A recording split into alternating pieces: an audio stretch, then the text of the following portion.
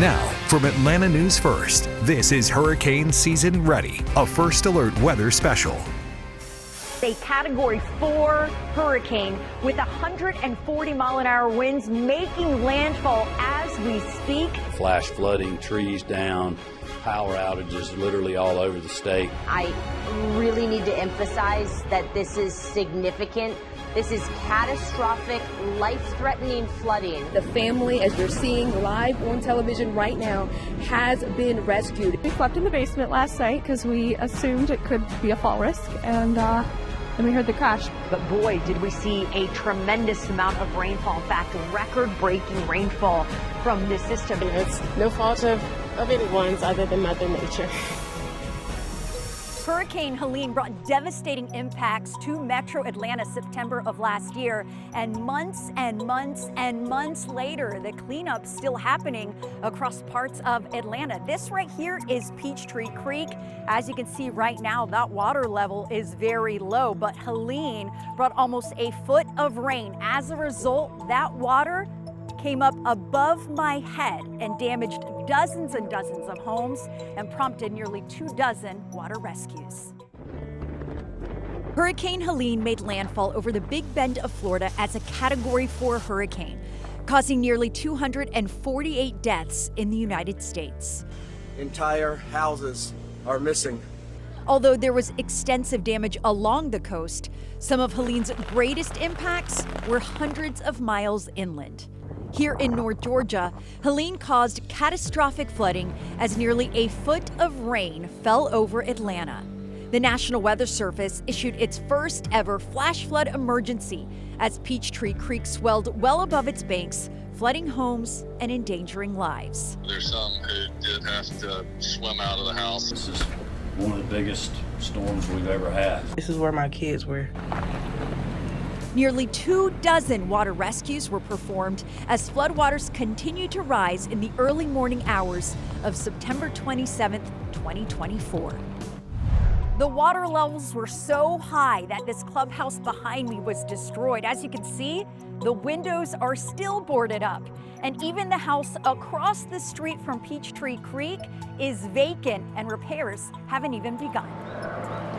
This home suffered extensive water damage and needs to be gutted or rebuilt.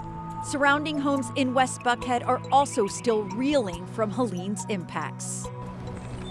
Peachtree Creek, much calmer now, hardly a current. But these residents know another tropical system like Helene could cause this serene creek to roar, endangering homes and residents all over again. I'm Atlanta News First Alert Chief Meteorologist Jennifer Valdez. It's not unusual for tropical systems to bring impacts to North Georgia. Hurricane Helene, the most recent example. But over the years, Georgia has seen multiple hits during the hurricane season. First Alert meteorologist J.D. Disharoon has a closer look at some of Georgia's most impactful storms. When it comes to hurricane season, you may not give it too much thought considering Atlanta is roughly 250 miles from either the Gulf or the Atlantic Ocean. But North Georgia has had its fair share of impacts from tropical systems over the years. The most recent is Helene, which roared through eastern Georgia just last year after making landfall on Florida's Big Bend coast as a Category 4 hurricane, the strongest storm to make landfall along the Big Bend since the year 1900. Now, its torrential rains caused flooding in over 200 structures in metro Atlanta and dozens of water rescues. This from a storm where the center was more than 80 miles away and we were on the quote-unquote weaker side of the storm.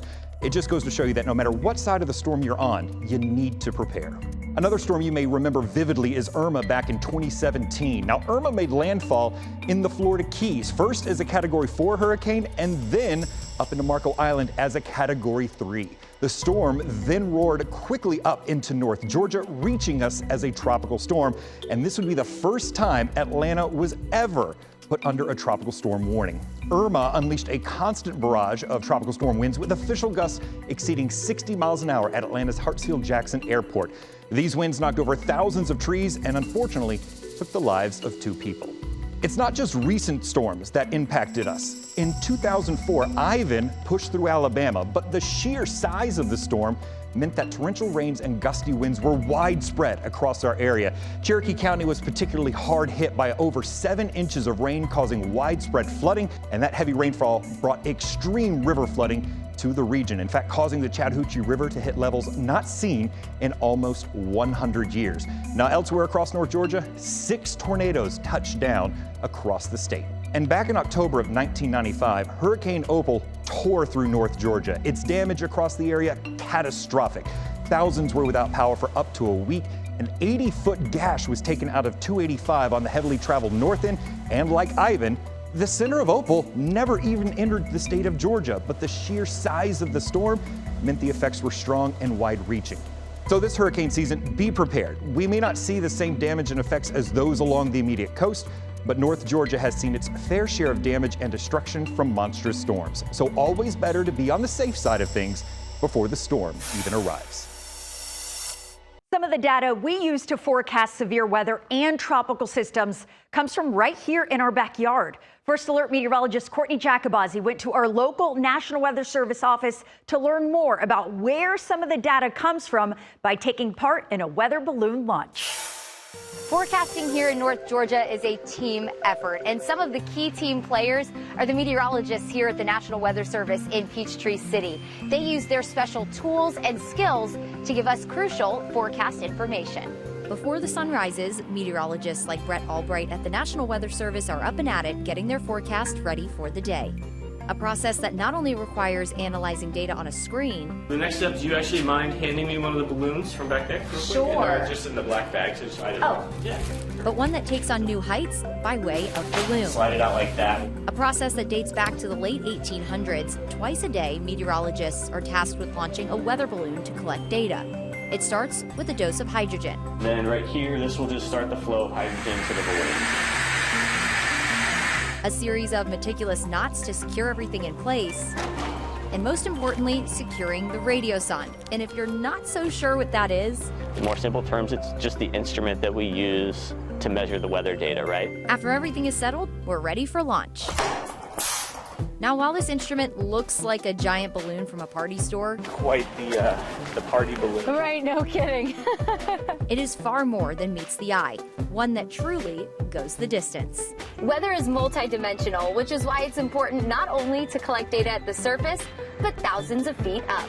And we're talking thousands. It'll measure temperature, humidity, pressure, winds, up to about 100,000 feet in the atmosphere. While this kind of forecast data is important every day, Albright says it's particularly important ahead of severe weather. Sometimes we'll even do special soundings with the balloon to get an idea of right ahead of a line of thunderstorm. What does it look like? How much energy is that going to have when it comes through, say, Atlanta? And even provides information for our models to use to more accurately forecast storms. You get what's called a set of initial conditions, which is what a model starts off of. So it's one of those key factors that goes into being able to start a computer model. You got to know, what does the environment look like to get anything resembling an accurate forecast for the future. Not only helping us time out our run-of-the-mill thunderstorms, Heading towards the Watkinsville area at 2:06. but allowing us to more accurately track tropical systems when they threaten the southeast. Needless to say, this is an invaluable tool. That whole column from the surface to 100,000 has some sort of application somewhere in the atmospheric science field. A tool that really shines when the sun isn't shining. In Peachtree City, I'm First Alert meteorologist Courtney Jacobazzi for Atlanta News First. An above-average hurricane season is forecast this year. Don't go anywhere. A closer look at the numbers and how many storms we're expecting is coming up.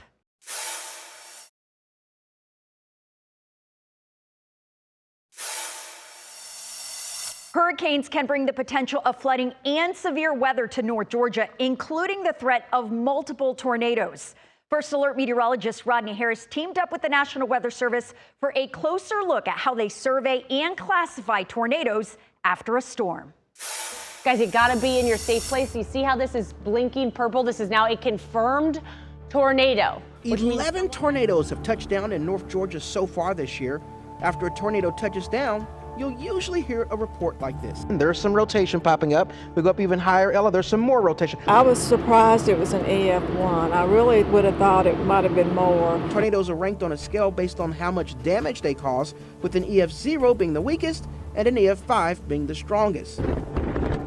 Now, unlike hurricanes, which are rated in advance using weather data, tornadoes are actually rated after they touch down. We've been to some surveys where you look and it looked like a weed whacker knocked them all down. It's very intermittent, and so that tells me that combined with the no damage to the house per se, no damage to these houses per se, that the wind speed's probably on the order of 70, 75. Keith Stelman is the meteorologist in charge at the National Weather Service in Peachtree City. Now, he hopped in the First Alert Tracker to show me how damage surveys are done.